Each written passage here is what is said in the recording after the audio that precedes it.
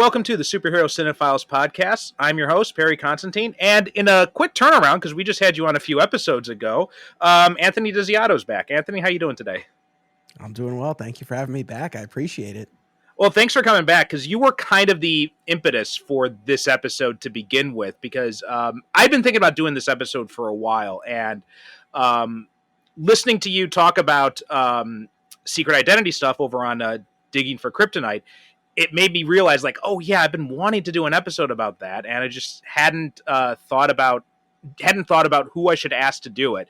And then that kind of hit me because you had mentioned, like, I think I might want to do an episode on secret identity. So I'm like, okay, that cinches it. I think I'm going to talk to him about it now. No, cool. I'm glad it worked out. It's definitely something that, like you said, I've talked about on my show, and I've given thought to, and will likely cover even more so down the line, specifically with respect to Superman, because yeah, it just seems like there's been this shift. I know we'll talk about it, but it just feels like there's been this shift, this move away from the secret identity trope, and I don't quite know how I feel about it. I mean, I guess I have my gut reaction to it, but part of me wonders, is it a sign of my age, or are there some do I have some valid criticisms, I guess, to this trend that we've been seeing? So I'm curious to compare notes on this. Yeah, I think we're coming at this from a very similar starting point, because I think, I mean, my kind of base start from this is basically it really depends on what character you're talking about, and we'll dig into that a little bit more, because I think there are characters where the secret identities don't really work. They're just giving it to them because it's the trope, and there are other cases where it really works very well with the characters. So, but we'll dig into that more. But before we start with that, we like asking, especially returning guests, because you've already introduced yourself to everybody. What kind of stuff are you into now? What's kind of getting your goat right now at the moment?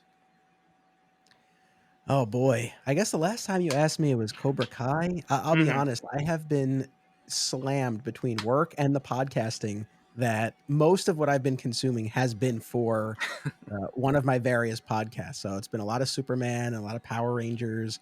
I recently saw the Black Adam movie. Yeah, I can't say I've really had much time for much in the way of binges per se. Although my wife and I are winding down on the current season of Handmaid's Tale and the final season of Walking Dead. So Okay. we are making our way through both of those and enjoying them. It's just harder and harder to carve out the time, as I know you can identify as a fellow parent, and you have multiple children, including a new one. So I know I'm preaching to the choir, and I have it easy compared to you on that front. So yeah, I wish I had a better answer, but those two shows in particular we've been watching recently. Well, those, both of the two have decided to, because Philip, he's the youngest one. He had been sleeping through the night briefly, and it kind of stopped now. So, like, now he's waking up in the night, and he either wants to come into bed and cuddle, or Helena, she wakes up and she wants to come into bed and cuddle, or something like. So, like, we've actually had nights where my wife is sleeping in my daughter's bed, and then my son wakes up, and I take him into our bed. Gotcha. Yeah. So it's one thing I've found is, you're lucky when you settle into a routine, as hard fought a battle as that might be, but you get into the routine, but then it only lasts so long, and then there's some new wrinkle in it. So you have to be very adaptable. Although, talking about the Power Ranger stuff, because I had used Comixology Unlimited to check out the Boom Studios stuff, and listening to your podcast actually made me remember that, oh yeah, I've got these things and I'm paying for this subscription. I should probably actually sit down and read them. So I've gone through and I've read up through all of the Shattered Grid stuff. So I went through and read those, and those are a fun read. Oh, good. Yeah, it's been a revelation. I'm so late to the game on those Power Rangers comics, but I'm through the first 2 years now of the Boom Studio series. So my next big batch of reading will be Shattered Grid. So I'm excited to get into that. But yeah, that's terrific. I too have been using Comixology Unlimited for that, and yeah, happy with it so far. Yeah, despite I know there's been a lot of there's been a lot of talk about what Amazon did to Comixology, but for my limited use of it, I mean, I use the DC app far more for digital reading, and of course that's undergone big change recently as well. But so I don't do a ton on Comixology, but what I have done, the changes haven't hindered my experience the way I know it has for others. Yeah, I've had a lot of issues with it because I use Comixology all the time, and the main issues I have are with the store itself because the old Comixology store was just a thing of beauty. It worked so well. Everything was so easy to find, nicely organized, and they've made some changes to make it a little bit better. But it's just I'm like, you guys are still fixing what you broke, and you still haven't fixed it completely. But anyway, like we were saying, today we are talking about the secret identity trope in superheroes, and it's been with superheroes like since the start. The whole like concept actually comes from like the proto superhero. The Scarlet Pimpernel was the first character in literature that actually used that kind of trope, and then it was carried over into a lot of the pulp heroes, like the Shadow had used it. And then, of course, when Superman and Batman came out, they also used it too. And it had been a big thing in superhero comics for basically decades. I don't think the first character I think I can think of that really stopped using or never really had a secret identity to begin with was probably the Fantastic Four. I'm not sure if you know of any that I'm not thinking of. None that immediately come to mind, and certainly if they weren't the first, they were at a very, very early example. Yeah. And then Marvel had some characters that used it and then didn't use it. Like Hulk didn't really have much of a secret identity except those times when Bruce Banner was kind of like hiding out. But and then it's when the 80s rolled around. I remember the big thing was Frank Miller took away Daredevil's secret identity, and that was a huge storyline when he did that in the Born Again story. But before you dive into any specific examples, what's kind of like your overall take on the secret identity concept? So overall, I'm always hesitant to make any sweeping blanket statements, right? So I think, to touch on something you had said before, I think, it depends on what character and what medium, but generally speaking, I do tend to like the secret identity. And, like I said earlier, I don't know if this is just because this is what I grew up with and I'm so used to it, but it's been very interesting in recent years. I guess first with the Marvel movies, Mm-hmm. really seeing this big move away from it and recognizing after a while, like, oh yeah, like the characters in these movies, I really don't have them. Mm-hmm. And then more recently, and again, I've really was coming at this initially from the Superman lens, but seeing that play out in the comics too, uh, yeah, I don't know. It's not necessarily like the hill I'm gonna die on, but I Mm-hmm. do feel like there is a lot of value in the secret identity, even if it's not always explored. It doesn't need to be the basis of every story or even Mm-hmm. many stories, but I think it can be mined.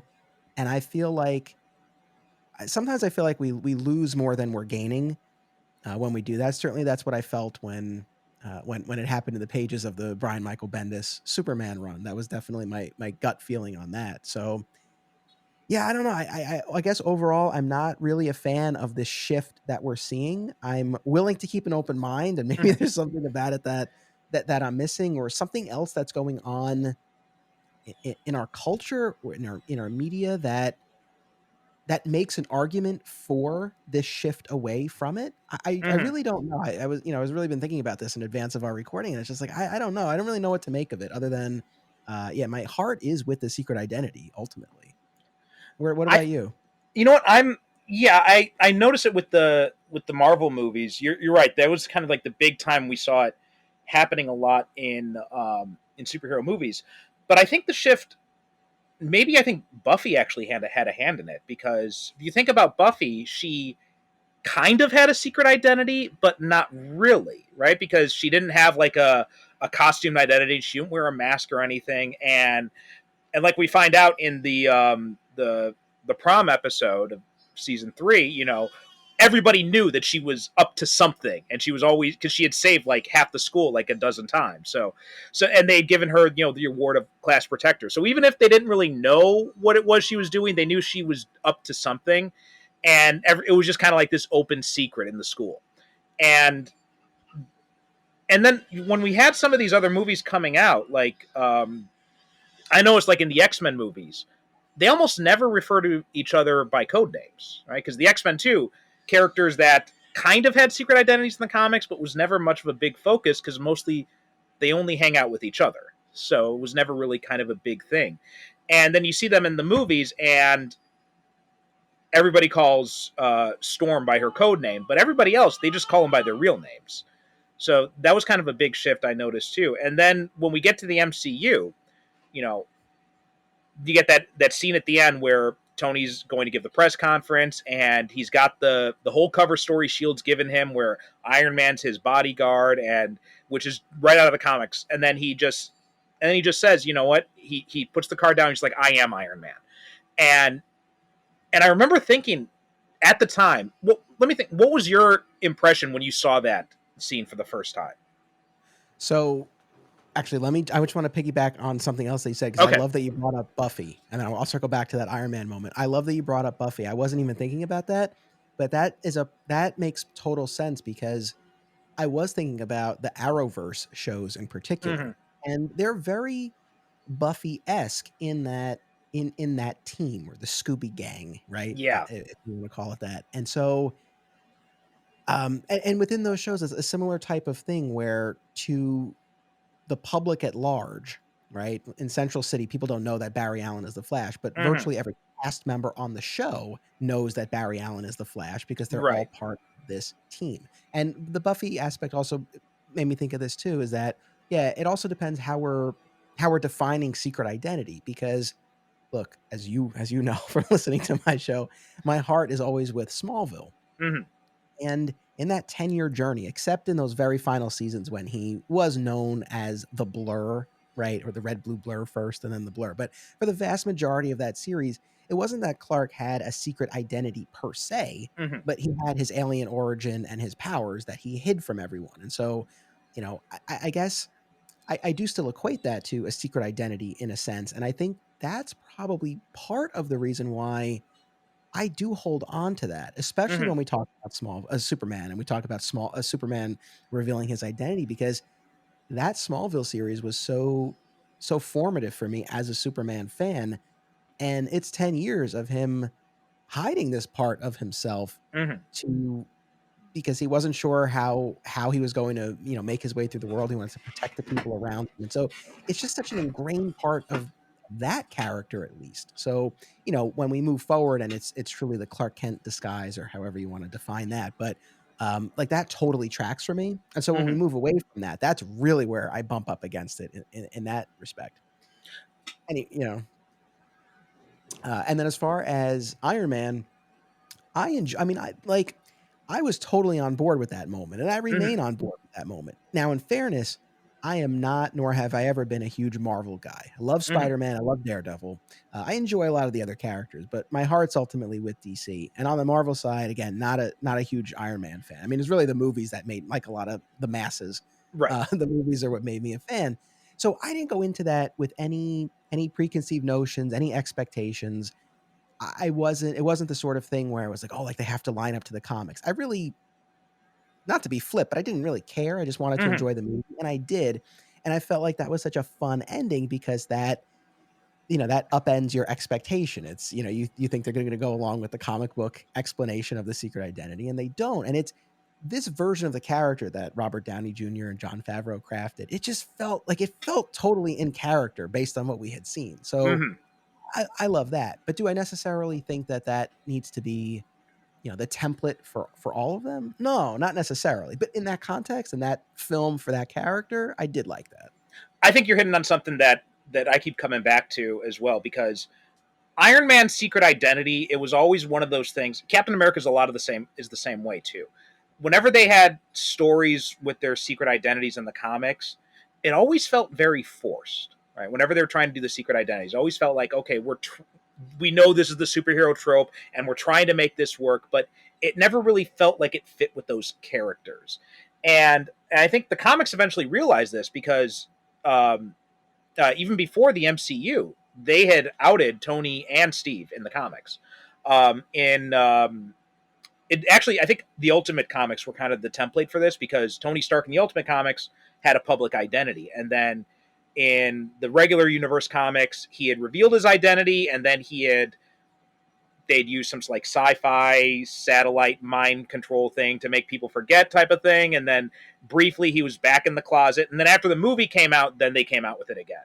I think it was around the time Civil War came out. That's when he outed himself again, and he's been out ever since.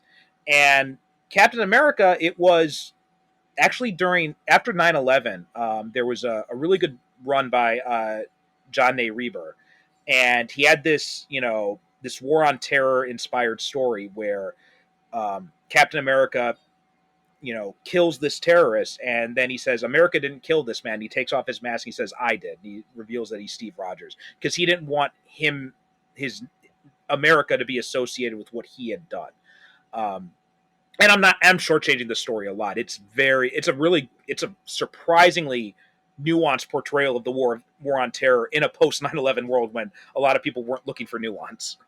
I actually read that. So despite not being a huge Marvel guy, I did read that.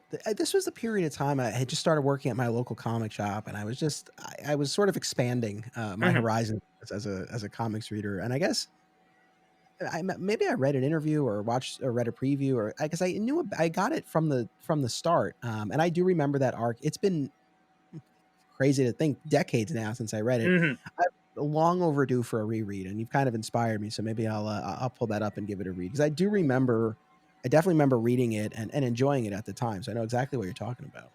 Yeah, it holds up really good. I had reread it, I think maybe last year or a year before, and it still holds up pretty well. And I remember at the time being like really kind of surprised at how nuanced it was, because it was a nice contrast, because they had these like kind of propaganda style covers, if you remember at the time, and then you had Yeah. this the inside, it was very much nuanced and complex, and so it was a nice way to kind of like, it was this nice kind of bait and switch. I really kind of respected what they had done with that.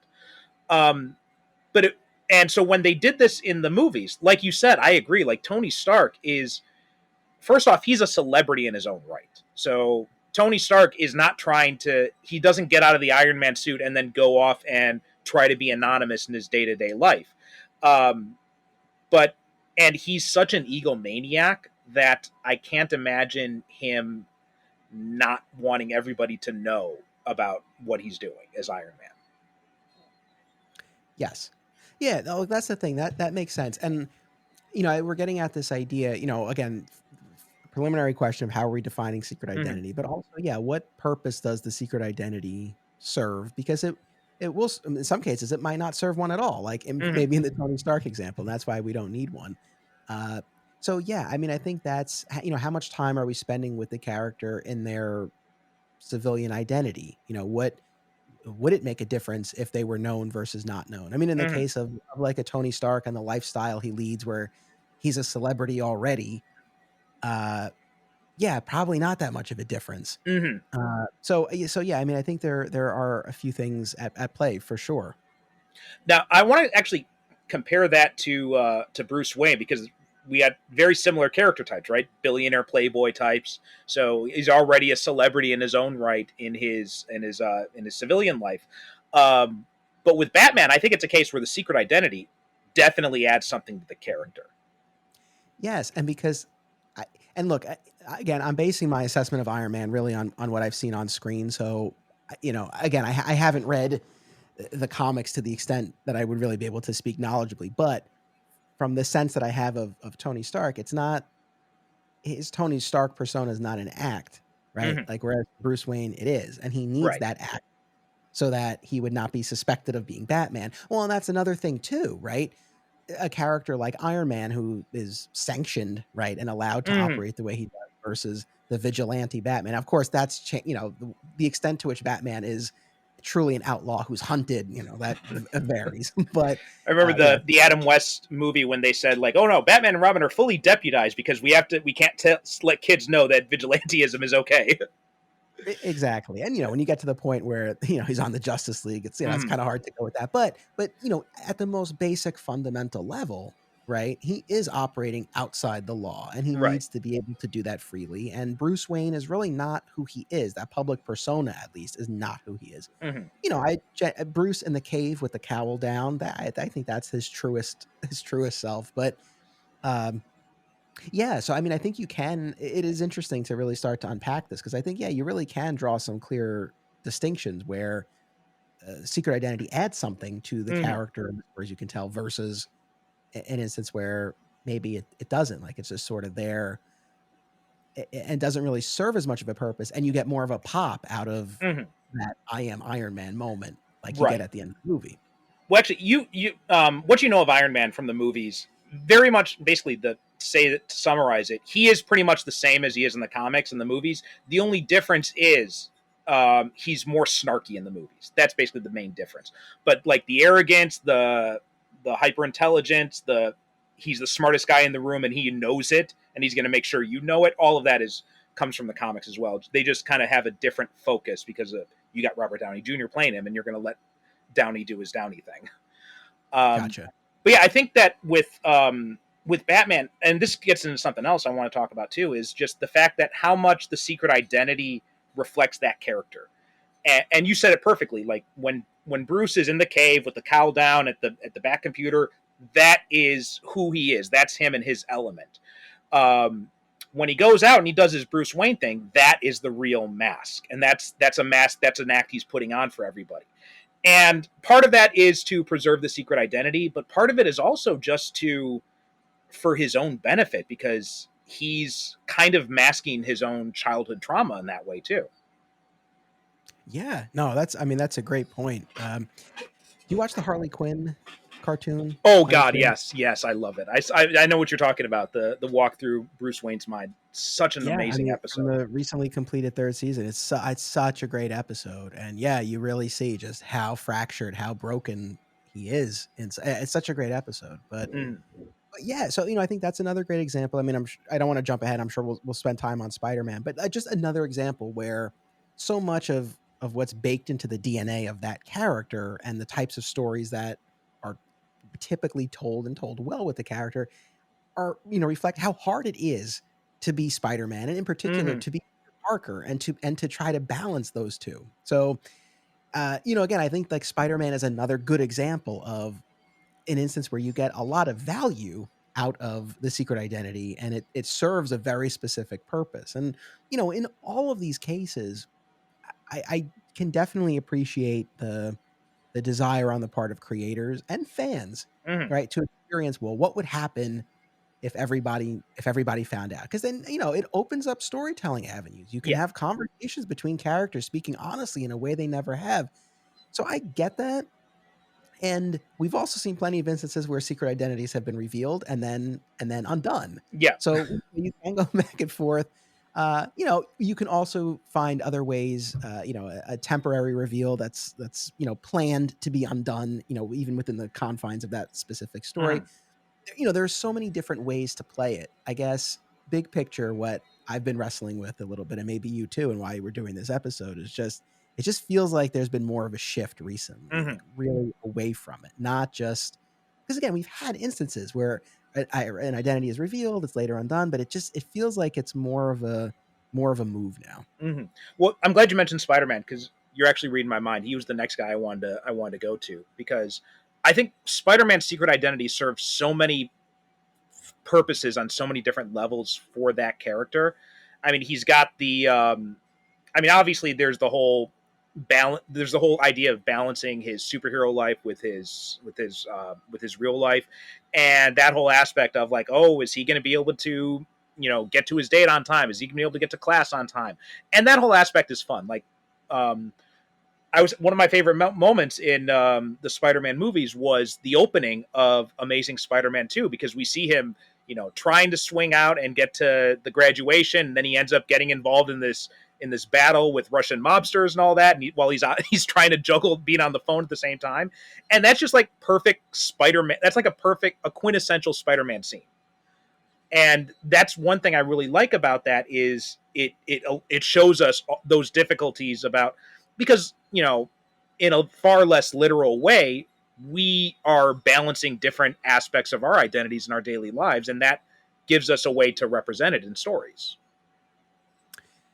Yeah, you're right. There is that aspect. I mean, definitely with Spider-Man, I agree wholeheartedly, and about that sequence in particular. I'm a defender of those two movies. Oh yeah, They're same here. they're not at the top of my list, but they are far better than they get credit for. And you talk about director's cuts. I really would love to one day get to see the full versions of those two movies, or Mhm. at least the proper deleted scenes. Anyway, Yeah. that's a separate, separate conversation. we did we did 2 episodes on them, so you should go back and listen to those because we had a lot of good things to say about them. Good. No, I will, and I'm glad to hear that. Well, that's all right. I won't keep us on this, but I'm just saying, with No Way Home, it was cool to see a lot of people voice support for those movies and Andrew Mhm. Garfield. At least there's some love out there. But no, you hit on something even more human and fundamental. That's a great argument for secret identities. At least, again, maybe not necessarily for every character, but Mhm. generally speaking, because it's true.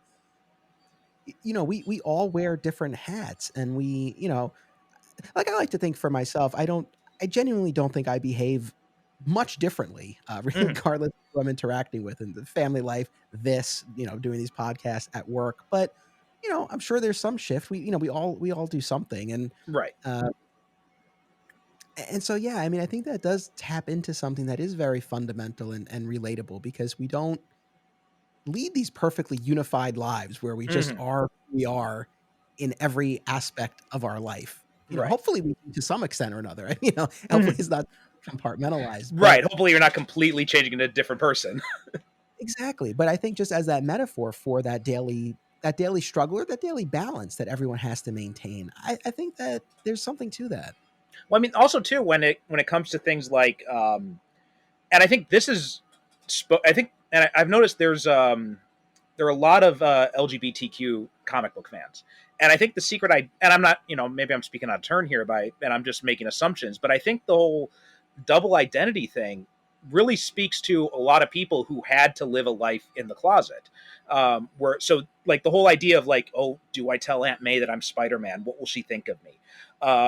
Do I tell this person I like that I'm Spider-Man? What will they think of me? And I think there's probably at least from what I know from experiences that other people that people in that community have told me about, very similar type of things they struggle with. So I'm glad you brought that up as well. And, I'm not part of that community either. So it's like, I certainly don't want to speak for anyone. But, you mentioned the discussion that I had on my podcast about this. And so this is a perfect segue, because I guess what I was voicing on that show is, especially again through the Superman lens, I think it was in the context of Superman revealing his identity in the pages of the Bendis run, Mm-hmm. as well as, spoiler alert for the series finale of Supergirl, but Kara Danvers revealing that she is Supergirl on national television in the Mm-hmm. final moment of the show. And I feel like in both instances, whether explicitly or implicitly, the idea behind it, or at least my takeaway, was that they were now their full selves because they were speaking their truth. And it Mm-hmm. seemed like that was being used as a sort of a metaphor for coming out. Mm-hmm. And I guess what I struggle with is, I- and I said this on my show, and I'll say it again now, I'm 1,000% for everyone being their authentic selves and being who they are and speaking their truth. Absolutely.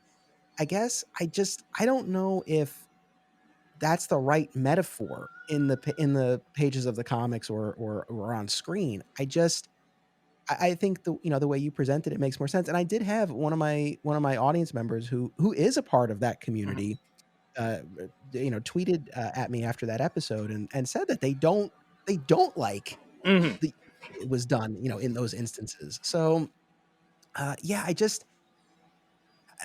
I don't know. I think that's one of the things that I sort of bristle up against, and that's where I feel like it's really become this movement, because now, if the idea is having a secret identity is the equivalent of being closeted, for example, and Mm-hmm. then feeling your secret identity is the way that you are, achieving your true self, sort of thing.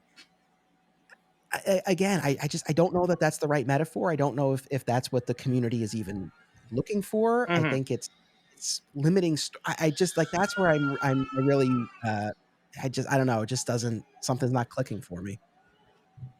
Okay, yeah, I think you made some really good points there, and yeah, that's the thing with because I think it that metaphor does work with some things, but I think what people are forgetting about metaphors is that they're they're supposed to work in specific incidences. They're not supposed to be catch-alls for everything.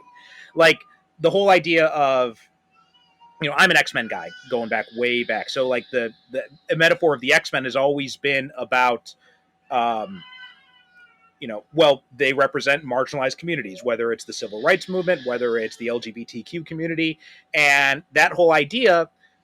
But see, that idea only goes so far, because then you also have the problem of, and my former co-host Derek pointed before he passed away, he pointed this out when we talked about the first X-Men movie, because he was a black man, and he said, "Look, I'm a black man. When you see me, you see a black man. When you look at Cyclops, you see a guy with red sunglasses. You don't necessarily see a mutant right there." So like the metaphor has limits, right? It can't be a catch-all all the time in all instances. There's also the issue of, do you want your child being taught by a mutant? Do you want your child being taught by by someone who's gay or lesbian or bi or trans? But an LGBTQ teacher doesn't shoot beat lasers out of their eyes. So the metaphor has limits, and I think I think that listener you mentioned is making a good point, that I can understand where this is coming from, and it's coming from a good place, but it doesn't have. There are other reasons to have the secret identity than just hiding your true self. Yeah, for sure. Now, this is the attorney in me. I'll argue against myself for a moment, because I am always curious to try to understand the other side, not even necessarily with respect to that metaphor, but just with the secret identity generally. And I'm in my mid-30s. I'm just celebrating my 30th anniversary as as a Superman fan, with the death of Superman. And I don't know. I wonder if I don't have my finger on the pulse of the the youth necessarily. As my son gets older, he's 3 now. As he gets older, I'll be curious to see how he receives some of this and what he thinks about it. Because I don't know. I mean, I grew up with it. It makes sense to me. I don't know if, I wonder if younger audiences think that the secret identity makes sense, Mm-hmm. if they think it's necessary. I really don't know. It's hard to say. I mean, I also wonder too, is it, I don't know. I guess there are a few different angles to this. One is we've had the secret identity so long, so maybe this feels new and fresh to sort of Mm-hmm. move away from something a little different. Is there a feeling on the part of content creators and or audiences that secret identities just don't make as much sense today Mm-hmm. anymore, especially with, the technology that we have more than anything, right? The idea that someone could, look, the glasses always require a suspension of disbelief, though we've Mm-hmm. seen performances and things like that show, what else could sort of go into crafting that ruse. But even putting that aside, like with all of everyone's walking around with a camera, with all the surveillance that's out there. Mm-hmm. I don't know. Is it kind of this quaint thing that just doesn't really make as much sense now? I don't know. Like, I wonder if that's part of what's fueling it, and if that's valid or not. I don't know. No, I think that's a good question. I think that's a really good point, because when I think about, and Bendis is kind of like the impetus for this conversation from what you talked about with his Superman run, because he's done this now 3 times, right? He did it in Ultimate Spider-Man, and it wasn't so much a public outing, although once he had killed off Peter Parker, that had become completely public. But a lot of people along the way had found out that Peter Parker was Spider-Man, and you had this whole thing where Nick Fury's the head of Shield, and he's like, I'm the fucking director of Shield. Of course I know who you are, 16-year-old superhero, and that made sense. And then when it came to Daredevil, again, that was an amazing story. The whole out storyline and everything that went on along with it, and that really suited that character very well, because this is a character who has been pretty sloppy with his secret identity. So it made sense to reveal it and to then deal with what happens once that identity is out there. And I admit, the first time I heard about that story, I was kind of skeptical, because I'm like, wait, didn't Frank Miller already do this? Why are we doing it again? But Bendis took it to new levels that I didn't even think about at the time. Um, but then we went to Superman, and I felt like when he did it with Superman, it didn't feel right. I could understand it with Ultimate Spider-Man, because yeah, he's a 16-year-old kid dressing up as a superhero, and this is set in the early 2000s. This is not set in the 1960s. So obviously there's more surveillance. Obviously it's and obviously the suspension of disbelief is a little bit harder to grasp when you've got a 16-year-old kid being able to outwit everybody. So there's an element of that. So yeah, it makes sense that people would find out who he really is. Um, Same thing with Daredevil. That totally makes sense for that character and the world that he inhabits. But with Superman, I and I know I'm preaching the choir here, but I don't know if maybe you could see what are the benefits of Superman revealing his secret identity. Because for me, the way I've always looked at and you're right, the secret identity, it can be kind of quaint, and especially when you look at some of the older versions, like the again, the Adam West Batman show. There's no differentiation between the way Adam West plays Bruce Wayne and the way he plays Batman. They're the exact same guy. Same thing with Burt Ward and Robin. No differentiation whatsoever. But you watch something like Christopher Reeve, and you see how much of a transformation he undergoes, or Brandon Routh, in the brief moments we see him in Clark Kent and Superman Returns, or even to a lesser extent Tyler Hoechlin on Superman and Lois. Like he's playing. There's not much of a differentiation, but he's playing a much more exuberant kind of guy. He seems like he's a more comfortable as opposed to being upright Superman. Dean Cain too. He had that same thing where he was much more relaxed and much more comfortable, whereas Superman, he was always very stiff. And so I always looked at Clark Kent as, I mean, a few different things. One, it protects your loved ones and your family, which totally makes sense for this character. But two, it's also the fact that this is kind of like his personal fortress of solitude that he carries with him. It's his way to not be always, everybody coming up to him on the street, and a way for him to just kind of relax and live a normal life. Yeah, you are preaching to the choir. I'm right there with you on all of this. And as you know, I recently covered the period in Superman comics in the Triangle era, Mhm. following the wedding or following the death of Superman, leading up to and including the wedding. And within that was the death of Clark Kent storyline, where his childhood friend Kenny Braverman became conduit and just found out his secret identity, dismantled his life. And in like one of the epilogue issues to that storyline, Clark finally reunites with Lois, who was he thought had died, and they have this whole conversation where he's not really sure if he wants to go back to being Clark Kent or if he needs to go back to being Clark Kent. And Mhm. like Lois creates this little test for him where she has him go to get a cup of coffee as Clark and as Superman. And it's like as Superman, he just can't do it. Like all he wants to do is sit down and order a cup of coffee, and they don't know what to make of him being Mhm. there. Right? They're a little bit scared, they're a little bit excited. And it was just like this perfect encapsulation of what Clark allows him to do. And I feel like virtually every medium in some way, shape, or form has made the argument for that. Mhm. Smallville certainly. And I remember in the final episodes of Smallville where Lois and Clark were engaged to be married, and she felt like she couldn't go through with it because she would be holding him back. He has this larger responsibility. And there was all this talk about how, he's not a god. Like he Mhm. can't do 24/7. He needs, I think personal fortress of solitude is a beautiful way to put it. Like that's one of the things that Clark Kent allows him to allows him to live in the world and engage with the world and be a reporter. Mhm. Which again, some versions that's a bigger part of who he is than others. Right. But I like the version where he actually cares about being a journalist. So yeah, there are so many arguments, not to mention I thought it just practically speaking, I thought it was ridiculous in the Bendis run where he reveals his identity and then continues on as a reporter. And Yeah. they talk about all the ways they fortified the Daily Planet. And it was just, I mean, I appreciate that he at least addressed it, right? That there were all Mhm. these new security measures, but it was just, I thought absolutely ridiculous. And the last thing I'll say on this rant, especially about Superman, another another way to sort of draw some lines here is in the context of the story, whose choice is the reveal? Mhm. Because I'm with you. Again, I know despite again not being a huge Marvel guy, I am a big Daredevil fan, and oh my god, did I love that run of comics you're talking Mhm. about with Bendis run, and then into the Brubaker run as well.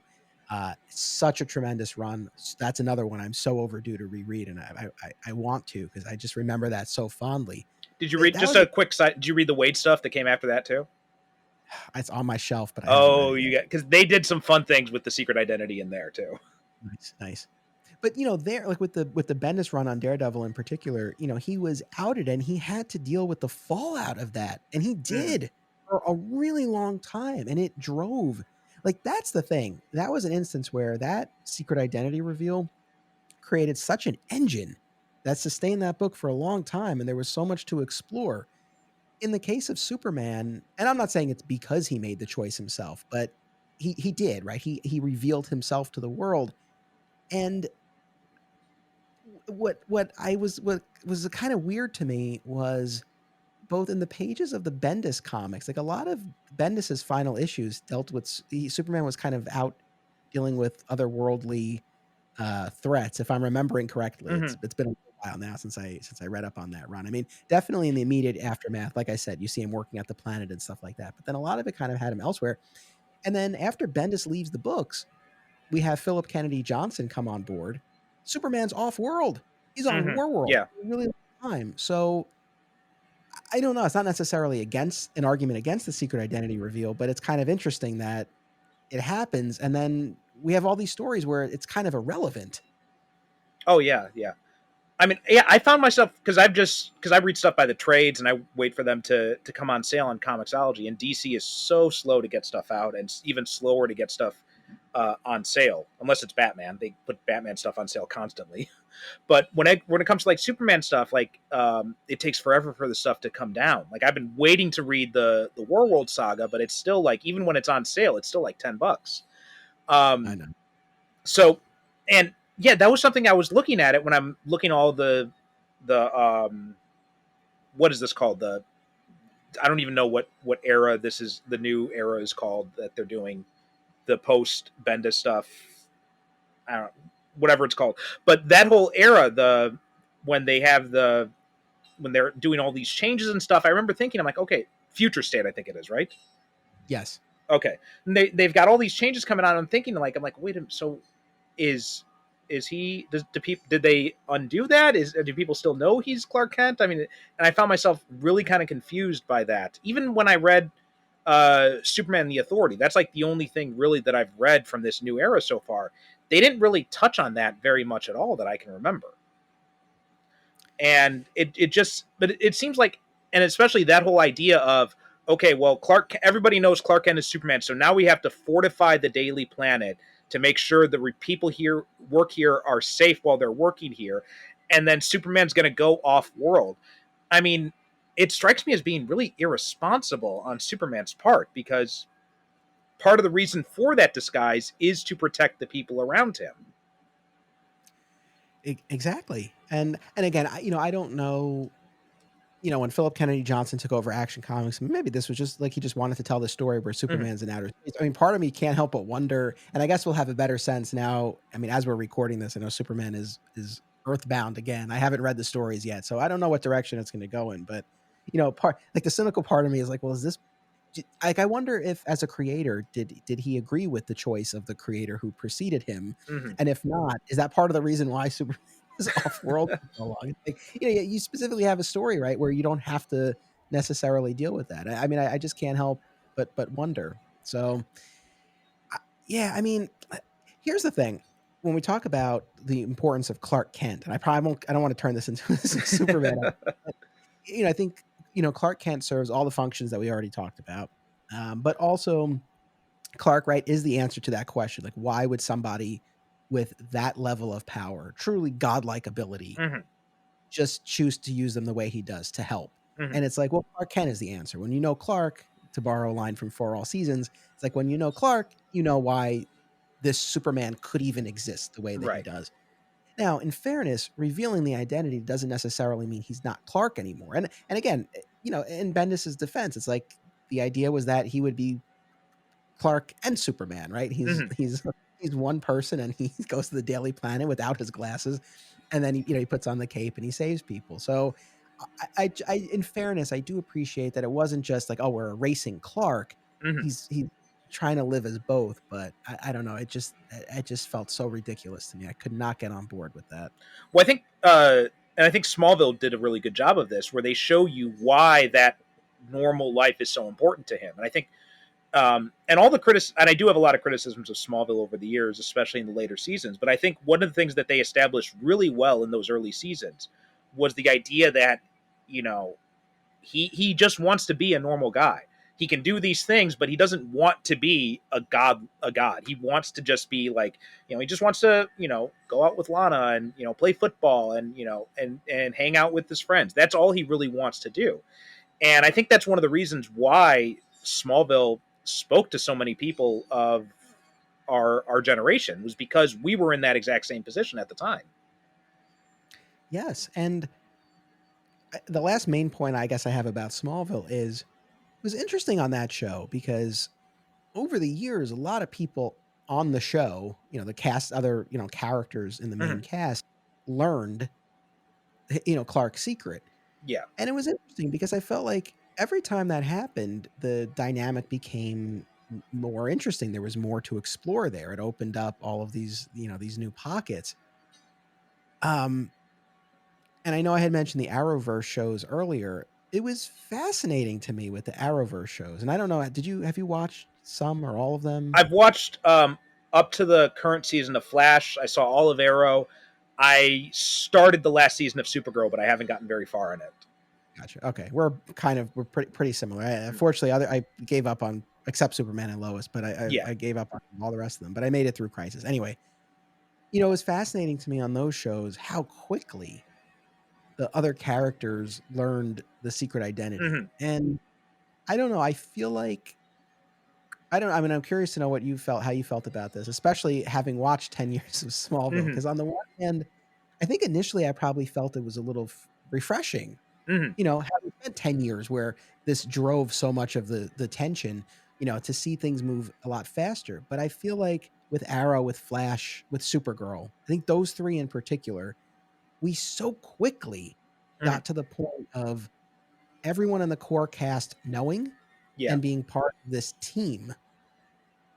And I feel like all of the shows kind of suffered in some way or another from that. I think it was too much too fast, and you do need that tension to some extent. You're making a really good point, and that's something I've been wanting to talk about on this too, because I think with Smallville they were really smart early on, where they kept it secret, only Jonathan and Martha know, and then eventually I think it was it season 2 or season 3 when they tell Pete. I think it was season 2.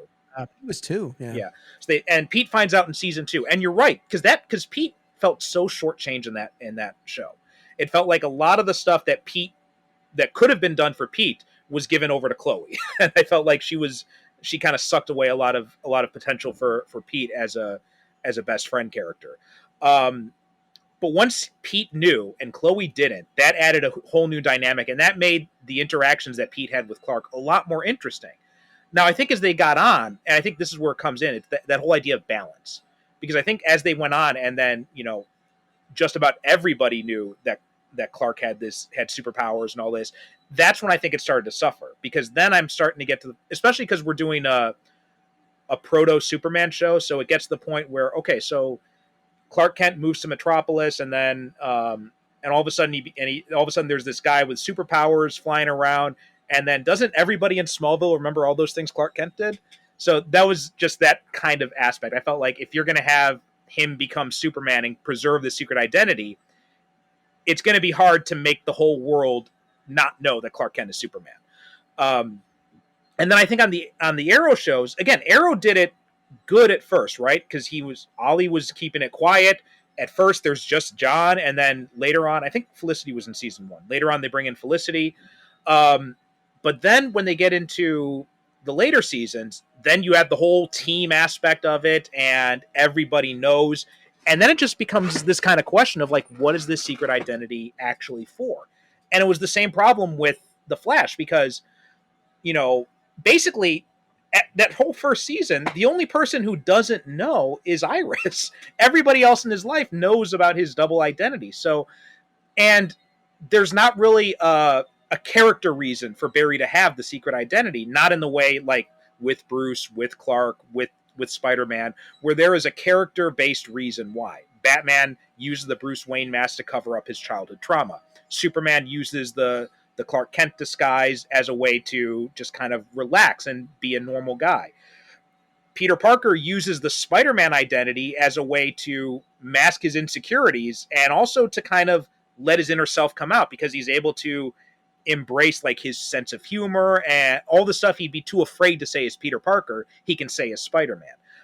All of those serve very interesting character person. But Barry Allen's secret identity, Barry Allen in the Flash, and I'm not a huge Flash comics guy, so I don't know what it was like in the comics, but at least on the TV show, there's like no differentiation between Barry and the Flash. They're the same guy. Same thing with Ollie and the Green Arrow in that show. And even in the comics, basically Ollie went public fairly early on, I believe, too.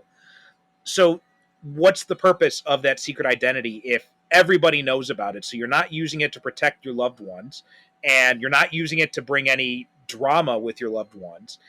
All your loved ones are superheroes too, which is another issue I had with the Flash when everybody develops superpowers. So yeah, then it becomes a question of, why do we have this secret identity? Well, that's beautifully said, and you encapsulated a lot. And I think, especially with Barry on the Flash, his civilian job is this, CSI. So it's like he's solving the same crimes in both of his identities. And again, it's been a while since I watched, but I watched 5.5 seasons of the show, and I don't think they ever really. I don't know that they ever really did much with Barry in that, in that role. No, not really.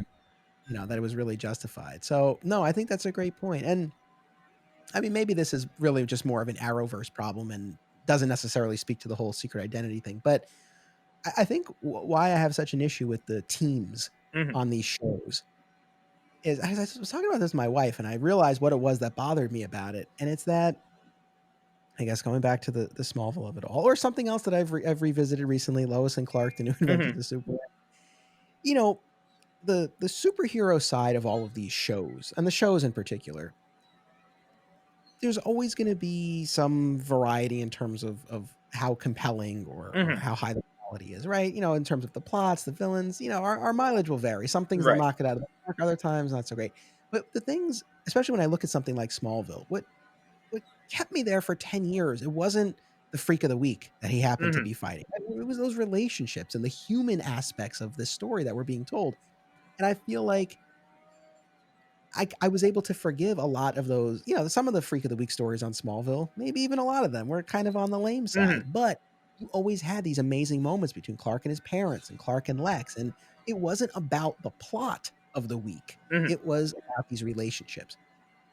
And I feel like on these Arrowverse shows in particular, they become so plot driven and so much about the villain of the week and the big bad of the season.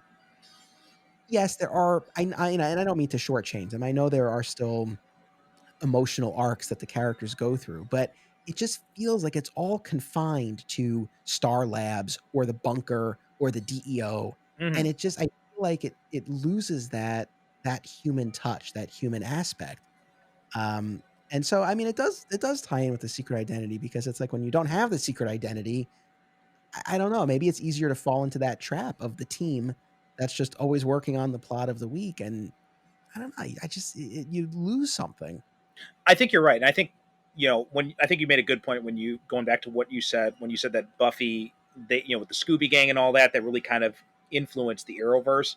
I think to Smallville to a lesser extent as well, because especially in the later seasons where you did have kind of like that team thing going on there. And yeah, and I think Buffy was such a huge influence on so many of these sci-fi fantasy shows now that they took probably a lot of the wrong lessons. And when you get to some of the later seasons of Buffy, when her mom finds out, when basically everybody knows that she's the Slayer, you do lose a lot more of those interesting character dynamics that you had in the earlier seasons. And yeah, the first season of Flash, I will defend to my grave, because that was like one of my all-time favorite seasons of television. But they had even with most of the main cast knowing, they still had a lot of really interesting character drama going on. And as they went on, a lot of that seemed to get lost, or a lot of the characters who were the most interesting ended up leaving and being replaced with characters who were far less interesting. And so now the cast has just gotten so that's another thing. When these shows go on for so long, eventually the cast gets so big that when I'm watching like the last season of Flash, I was like, they're doing this romantic subplot between Chester and Allegra, and I'm just like, I really could not give less of a shit about either of these characters. I want to see more of Barry and Joe because their relationship was like my favorite thing of that first season, or Barry and Thawne, because again, their relationship, their interaction, and God, I'm blanking on Tom Cavanaugh. His performance in that first season was just, so on point, where he so seamlessly transitions from being like this, this nice, caring mentor figure to like this really sinister sociopath. And just seeing the way he was able to do that was, and I think Superman and Lois has done a really good job of kind of keeping that balance, because they're, you've got Lois and the boys know, and you've got Sam Lane who knows, and now Lana knows, but they still manage to have a lot of interesting drama that happens in the town with these other characters, and not everybody in that group is a superhero like you got with Flash and Supergirl later on. Yeah, I mean, Superman and Lois, as it heads into its third and probably final season, I guess the way things are going on the Yeah, CW, yeah, yeah. the any way Unfortunately, I that we think you're can. right. Yeah. But yeah, interesting with that, because now we are down to really just. I think there's only one. I think it's only Kyle now who doesn't know the secret. Uh, so yeah, I'll be curious to see how that goes. But I think you're right. The fact that they're not all superheroes helps a lot. Mhm. And I think that's a really good point, and I'll be curious to track that, especially in comparison to the other Arrowverse shows, right? Because now we are getting to a point on Superman and Lois where almost everyone in the cast knows, Mhm. but not all superheroes. It's not a team, so can we still preserve that human aspect and that interpersonal drama in a meaningful way and not fall into the traps that I think the other shows did? I do have faith in Superman and Lois. I think Mhm. it's built differently.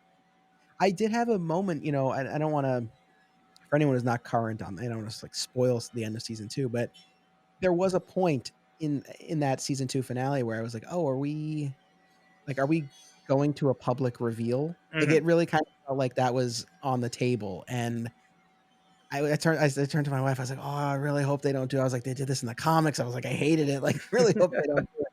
And thankfully, we avoided that. Again, for all the reasons that we've been talking about. But again, there has been this shift, and so it was actually. I mean, it didn't keep me up at night, but Mhm. it was like as I was watching that, I was like, "Oh, I feel like this might be where we're headed." And I'm glad. I'm glad that they didn't. Yeah, and I'm curious to see now where they go in the new season. Yeah. So the next thing I wanted to talk about is just some of the. What do you think are some good examples? Some examples of like really good secret identities, or like media that have handled the secret identity really well, and some that we haven't talked about, and some that maybe don't handle it so well, or some where the secret identity isn't really necessary. All right, so I don't mean to just keep harping on Superman, but I read and watch and think and talk about a lot of Superman. Always top of mind. But so look, I've been doing this George Reeves Adventures of Superman rewatch podcast called Another Mhm. Exciting Episode in the Adventures of Superman. That show's fascinating to me because look, there's another example. Not a ton of differentiation in the performance, um, but and this kind of cuts both ways because I've made this argument before. Both Clark and Superman interact with the same four people Mhm. every episode: Perry, Lois, Jimmy, and Henderson. Mhm. It's like as Clark and as Superman, it's the same four people. I say to myself, why even bother having the secret identity? Look, it's the same people. But now, on the other hand, we get to a point in the series where Lois suspects that Clark is Superman, and she tries to do all these things to try to figure it out. And I don't know. I thought that kind of played well because if again we're not seeing a ton of differentiation in the performance, if no one can figure it out, it really gets Mhm. kind of silly. But the fact that she suspects, and it almost becomes like a gag, like a running gag between them. I don't Mhm. know. That was an instance where I thought it was kind of cool. And look, you mentioned Christopher Reeve. I mean, that classic, famous, iconic moment from the first movie where you Mhm. see him morph between the two characters, and it's a beautiful thing. It's probably even though I don't care for the overly bumbly I'm character with of you. Yeah. Clark, but it's probably the best argument for how could someone not realize that they're the same person. So My late co-host called it the greatest special effect in that movie. that's a perfect way to put it. That's a perfect way to put it. So, I mean, I don't know. I guess moving out of the Superman realm, boy, I wish I had better things that like really jumped out. What stuff do you have on your list Well, while this? I am going to kind of Superman DC stuff, but I thought that and this is more of an example of where I thought it wasn't handled as well. Like in Man of Steel, I really like that Lois figures out. I thought that was a really interesting twist on the relationship because it speaks to her being such a good journalist. Um, but I didn't like that his identity wasn't really a focus. Like Lex Luthor easily knows, um, you know, he easily knows that Bruce Wayne is Batman. The secret identities don't really serve any purpose in those movies, and I was really kind of disappointed in that aspect of it. But I think as well, like we were saying, the Barry Allen stuff on the Flash, it's just hasn't been handled very well because there's no real purpose. Um, I thought what they did in No Way Home with Spider-Man's identity was really good because they show you why the secret identity is so important to him. And I think, and they did that in the comics too, right? He reveals himself during Civil War, and then like almost immediately after, the one thing he's been terrified of this entire time, all these years, and the one thing Tony Stark says, "Oh no, you don't have to worry, everything's gonna be fine." Boom! Right away, his aunt gets shot. It was like the perfect way to show, like, oh yeah, the secret identity actually is important for a guy like Spider-Man. So I thought those are some examples of, and the movie No Way Home did such a good job where they show him like, and again in a very real world situation. What are you going to do when all of a sudden you find out a superhero is attending your school? Well, the teachers make up a Spider-Man display and they tell them, you can feel free to walk on the walls to class and everything. Everybody has their phones out taking videos and taking pictures of him, and it really showed you just because in the MCU, by virtue of what characters they've had access to for so long, it was these big name public superheroes who didn't really have secret identities or very marginal secret identities in the comics. So yeah, it made sense why Tony Stark or Steve Rogers would not have a secret identity. But when you get to Spider-Man, then you're like, oh, now I see why he has it. Daredevil too, when they did the Netflix show, and then also on She-Hulk to a lesser extent too, it shows you what life is like when these people don't have secret identities and why it's so important for these more grounded street level heroes. No, those are all great examples. The No Way Home bit is interesting. I feel like one of the criticisms, and I can get past this, but it is a valid point, I guess. That movie is in the MCU and makes such a big deal about the secret identity. He's the virtually the only one. Mm-hmm. Yeah. I mean, I guess now Daredevil, or as of No Way Home, Daredevil, since they brought him in. But yeah, I don't know. Like that felt like a little bit of a disconnect there. That we're in this MCU populated by all these, and again, like we've been talking about, they typically don't have these secret identities. He's Mm-hmm. like one of the only ones. But at the same time, it's like I don't know what the answer is. I guess that's actually interesting. Like I'll argue against myself here. It's like even in the context of this universe, right? Our rules apply, right? Mm-hmm. It depends. So even in a cinematic universe where 99% of the superheroes don't have a secret identity, in the case of Peter Parker, it actually does make a lot of sense. In part to his age, Mm-hmm. I mean, that's probably one thing that we can sort of look at to differentiate from a lot of the other characters. His age, he's in school, all of that. So yeah, no, I think that was definitely a good example of it being handled well. I won't, I could talk forever on the Snyder movies, but I don't disagree with you. I don't disagree with you. I guess I wish that the secret identity had been a little bit Mm-hmm.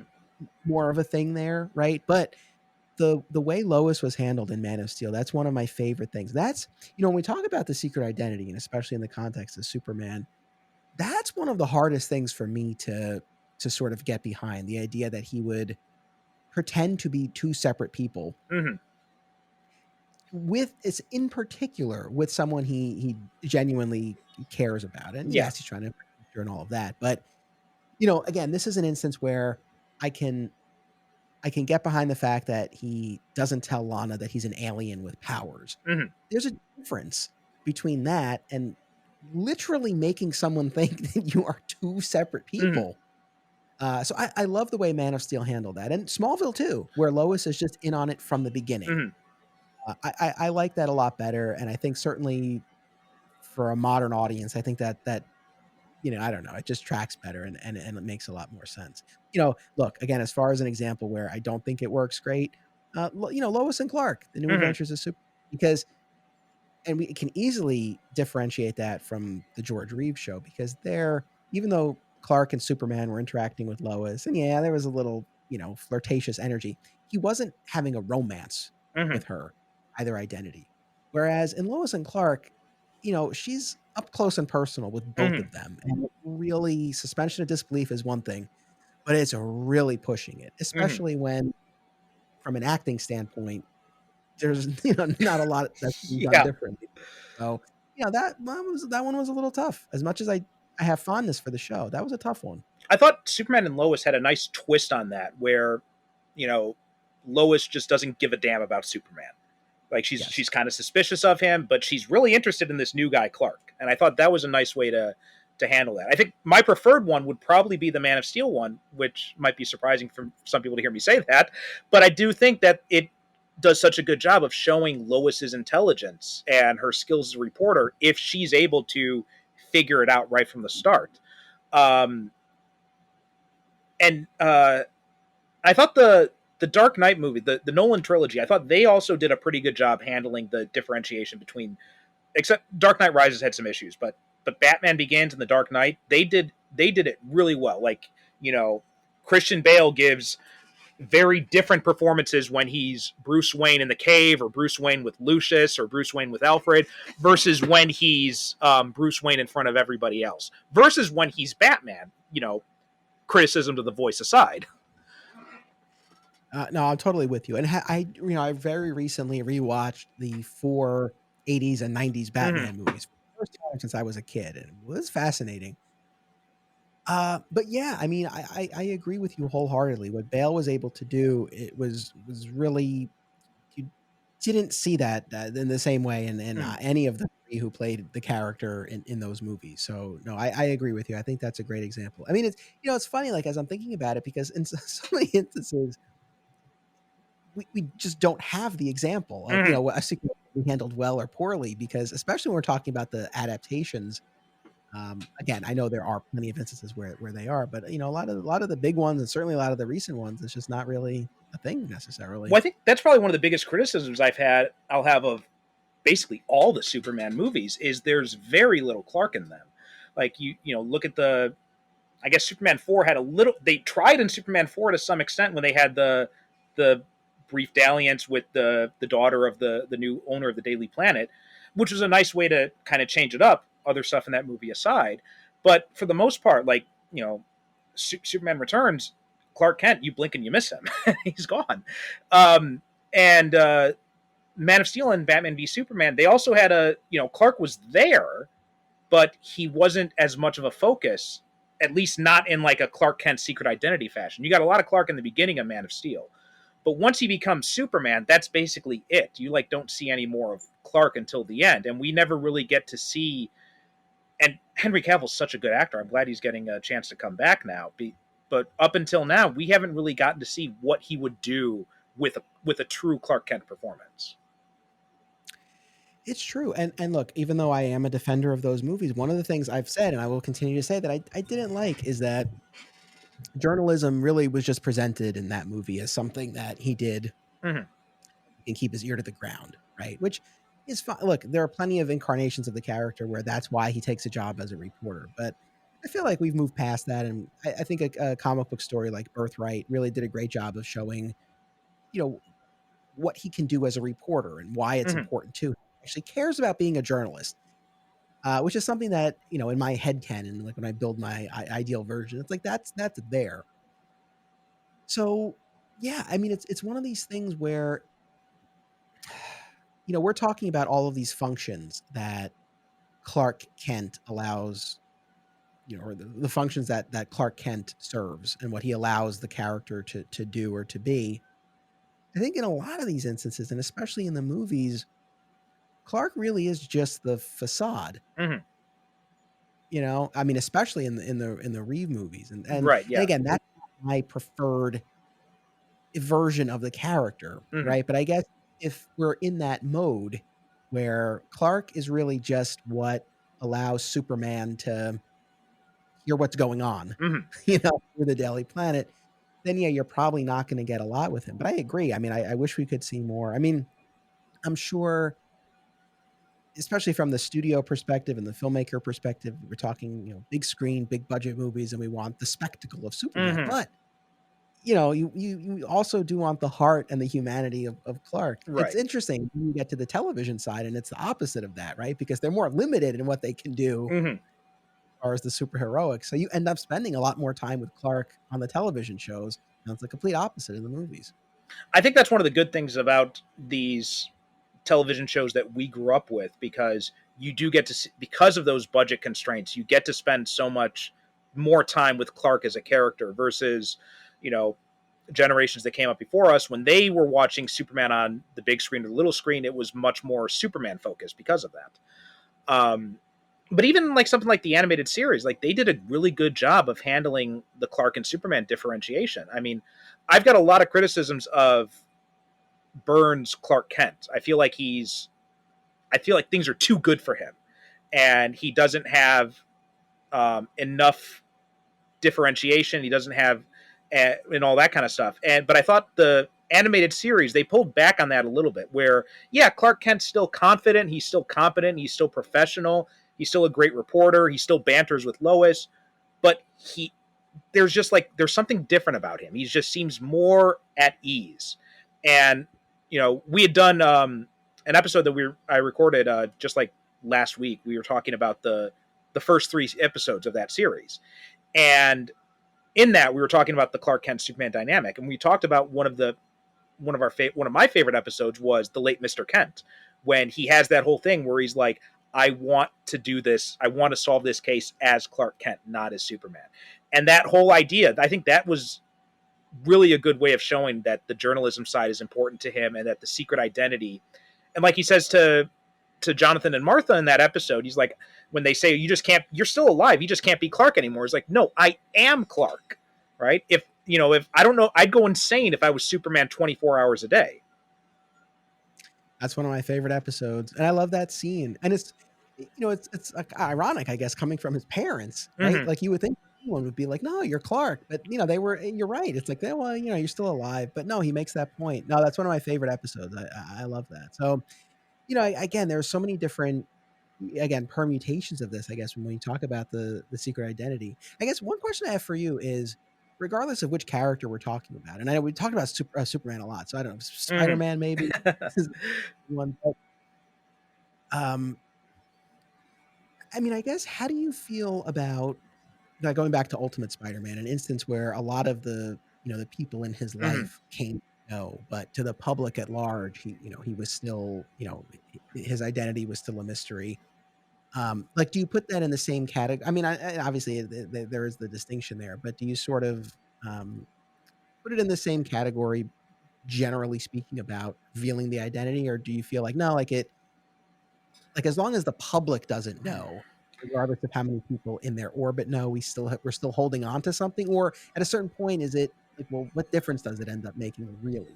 I think Ultimate Spider-Man is a good example, and also you can bring this back to later seasons of Smallville and The Flash and all that, because I think it's the similar argument for all of them. Whereas when you've got a mix of people who know and don't know in the character's personal life, I think that's really the key to it. Um, so Ultimate Spider-Man, like, I read the entire run of that thing. I loved it from beginning to end, but I did feel like in the later issues, after Bagley had left and when there were more and more people who knew that Peter Parker was Spider-Man, eventually did get to a point of like, well, what purpose is this secret identity serving anymore? And that's the similar thing I felt with the later seasons of Smallville and The Flash. It was just kind of like, okay, he's got this other identity, but it's not really telling us anything about his character. It's not really doing anything for the story. So There's no drama involved with it. It just kind of feels like, I think the big thing with the secret identity is there needs to be a reason for it. If you don't have a reason for the secret identity, then don't do the secret identity. We mentioned Power Rangers earlier. That's a good example of it because, the supervillains know that they're watching the Power Rangers any time of day and they can attack them any time of day in the middle of the park. I mean, how many times do the people of Angel Grove have to see these five to six, teenagers who all conveniently only dress in one color each, fighting off these supervillains in the park in broad daylight before somebody says, I wonder if they've got some similarity to those 5 to 6 primary colored, superheroes we got running around who are always fighting monsters.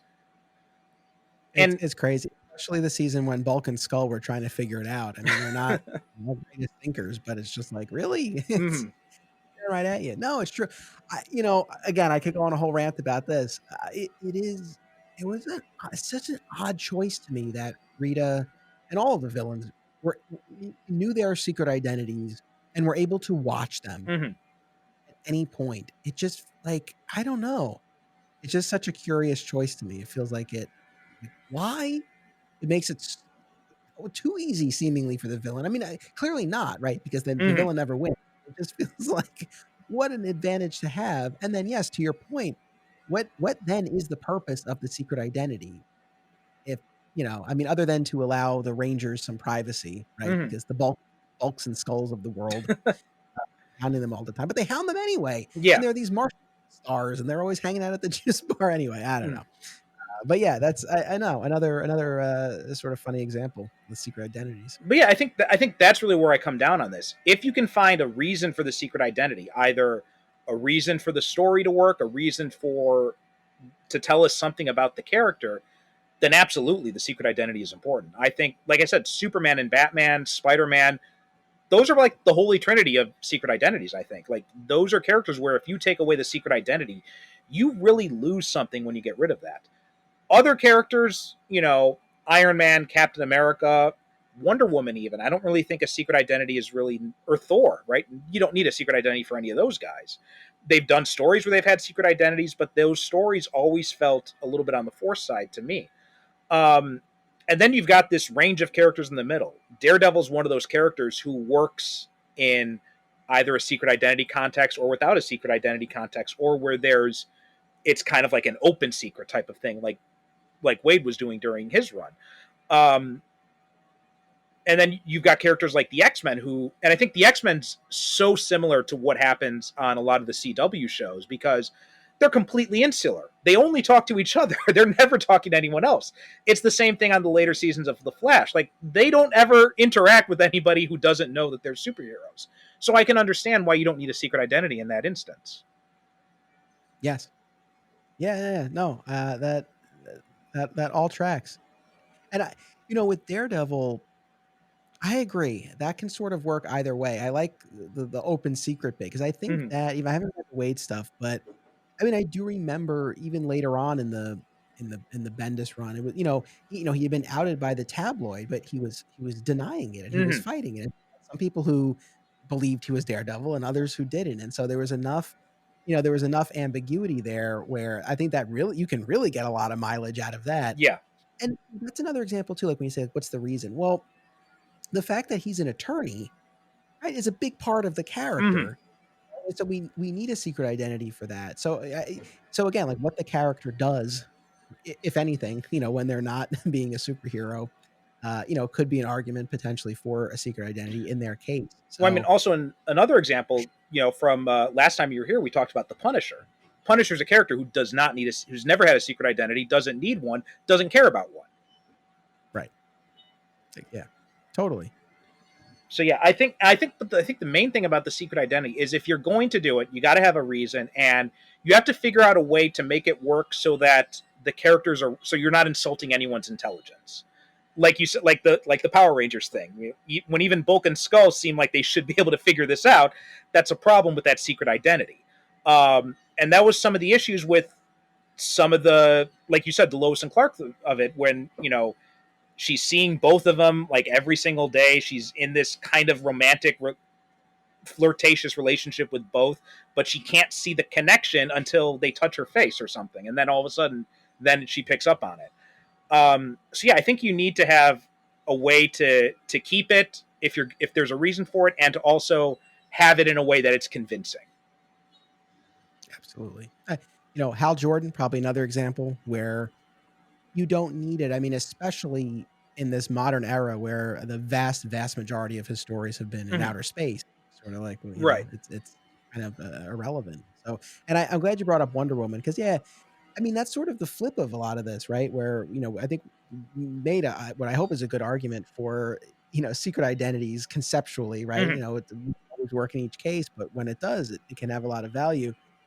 Yeah, I mean, I feel like Wonder Woman, because you're right, we have seen instances where they've crafted one for her, but yeah, I don't know that that totally works, right? So Mm-hmm. that's a great example, I think, of where it might not necessarily fit. Mm-hmm. So yeah, it's curious to see, I guess, where future in both comics and film and television, where Mm-hmm. future stories go, and whether we'll.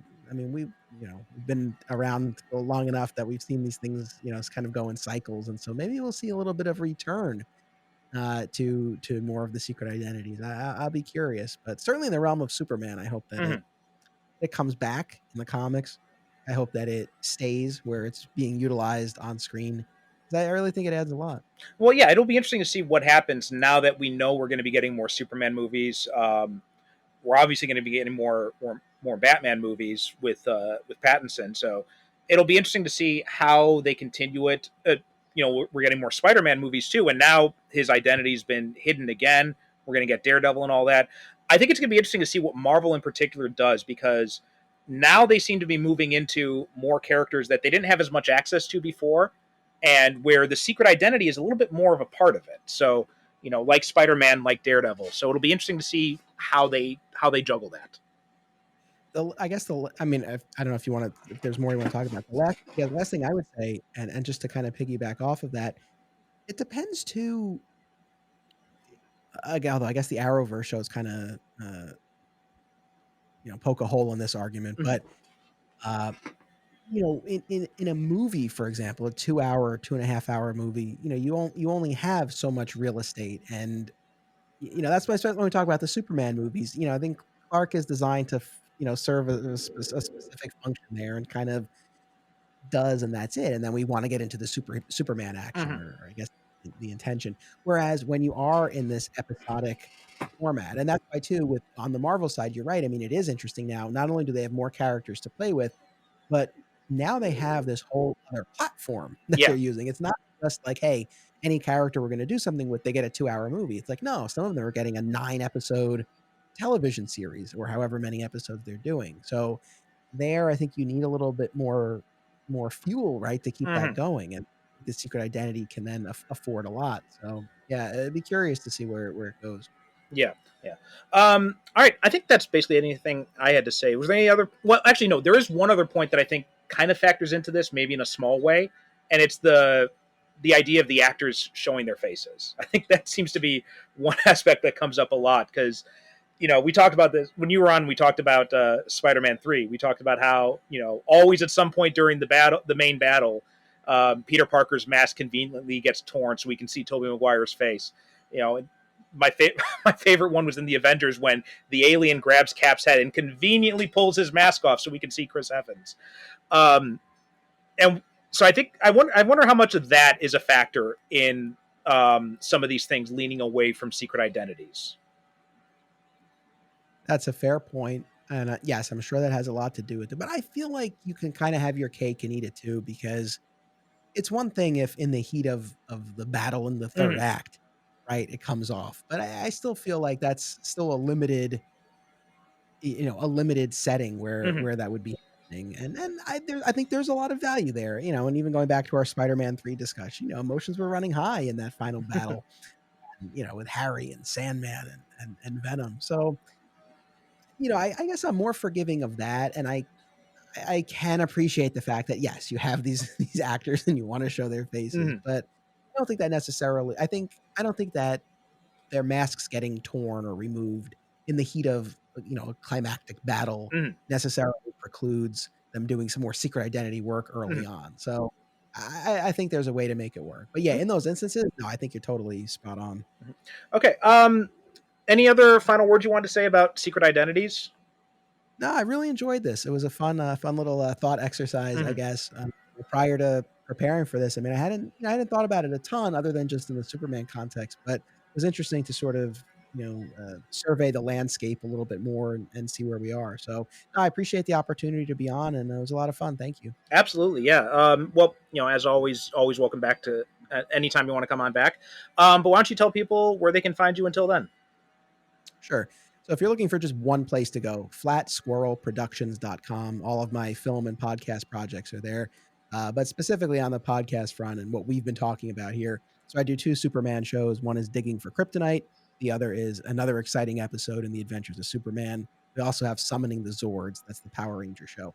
But they're all available on all major podcast platforms. So I hope people will check them out and hope you enjoy. Yep, really good listens all around. Anthony, thanks again for coming on, and we'll have to have you back on again at some point. Thanks so much. Thank you. All right, that does it for this episode of Superhero Cinephile. SuperheroCinephiles.com is the website. Super Cinema Pod on Twitter and Instagram. And remember, if you sign up for the Patreon page, as little as $1 a month, you get these episodes a week in advance. And we've also got the companion podcast where we talk about comic books and graphic novels. Thanks so much for listening, and we will talk to you next time. If you enjoy the Superhero Cinephiles, then you'll also love my companion podcast, the Superhero Cinephiles Book Club. All my Patreon subscribers get access to this exclusive podcast where I review superhero comics and graphic novels. Not sure what comics you want to read next or what you should dive into? I've got you covered on that. I'll be doing reviews, recommendations, and also talking to you about useful entry points if you're interested in reading some comics but don't know where you should start. Plus, you'll get access to all episodes of the main show a week before everyone else. On all of this for as little as just $1 a month. All you have to do is go to patreon.com/supercinemapod and you can sign up at any subscription amount to get started. Thanks so much for your support, and please don't forget to rate and review us on Apple Podcasts or wherever you get your podcasts.